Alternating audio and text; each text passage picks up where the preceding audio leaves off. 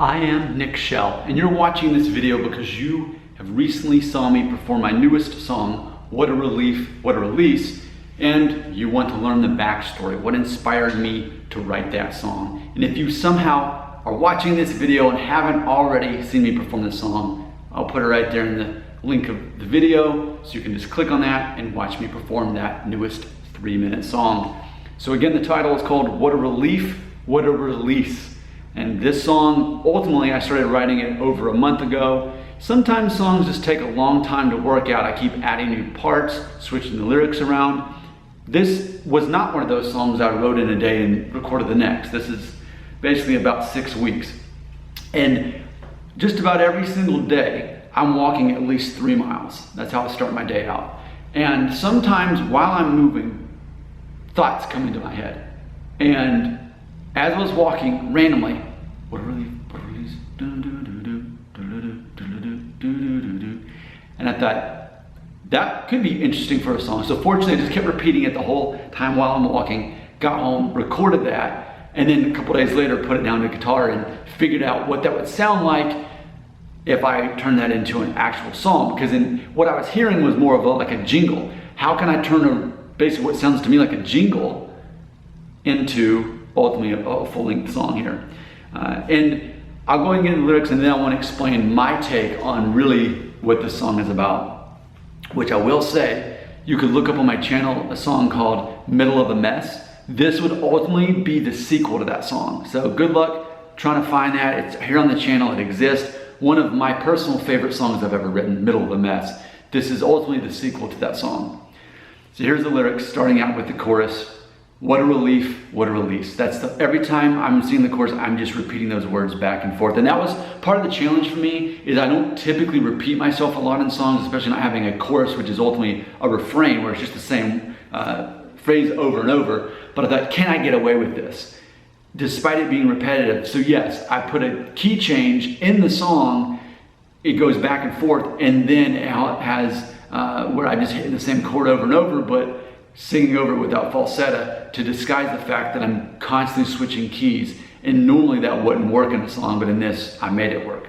So the first verse, the smoke, actually, just this morning I switched the version of this, so actually it would start out this way. Saw my life before my eyes, accepted my own demise, prayed to God and he obliged, I think I'm still alive. The smoke clears and here's the ending, twist of fate, still comprehending, not a scratch, not a broken bone, I even walked home. So when you hear that, you obviously think about a near-death experience, even thinking, am I dead? Which a lot of my songs are about that. I was thinking today on my walk, if I were to give myself a label or a genre, a style of music that I generally write, I would say something like spiritual or Christian existential folk rock. I think that's probably the best way to word it, with maybe a fringe of alternative rock in there too. But a lot of my songs talk about this. I found one called Who's the Ghost Now? If you want to look up that song, it also delves into this as well.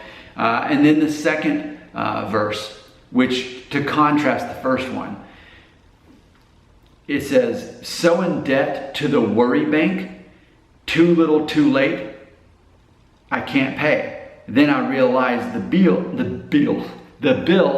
never came.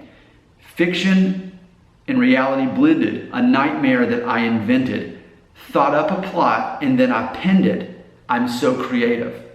So to unpack that, what inspired that verse is there's a steakhouse near me in Tennessee where I live, and that's our favorite one to go as a family. When you go into the men's restroom, there's a piece of art, I guess you'd say. It's just a framed quote that says something like, worry is a debt that you pay on that may never come true, something like that. I thought, I'd like to put that in a song, so I did.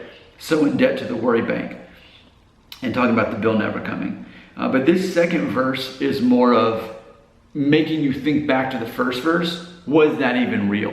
That's ultimately the whole purpose of the second verse, is to think you can get so caught up in worrying something that hasn't happened and may not ever happen that you would treat it as if it were a real thing, but it wasn't. It was all in your head.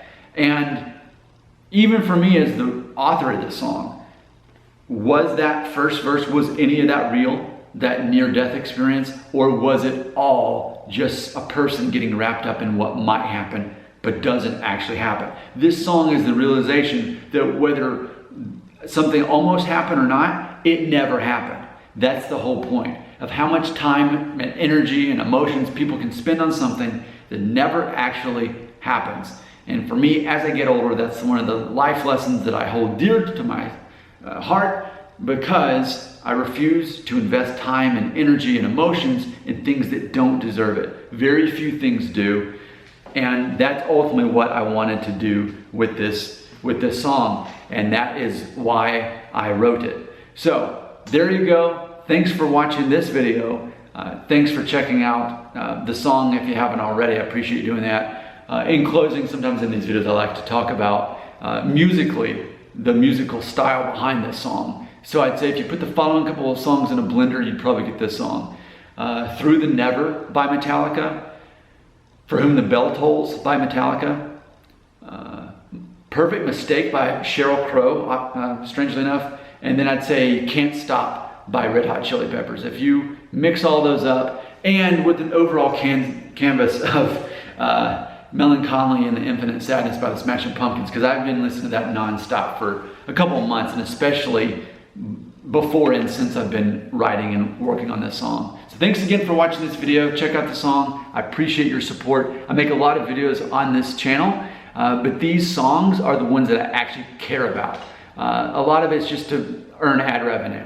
When I make a song, when I write a song or talk about it, these are the ones I actually care about. They usually get the least views. I'm okay with that, because ultimately all the time I invested in writing this song, it helps me to understand myself better, understand life better. And for me to be able to share that with viewers, that even though I'll hardly make any ad revenue off of it, which is kind of the point of being a YouTuber, this is my passion project when I write these songs.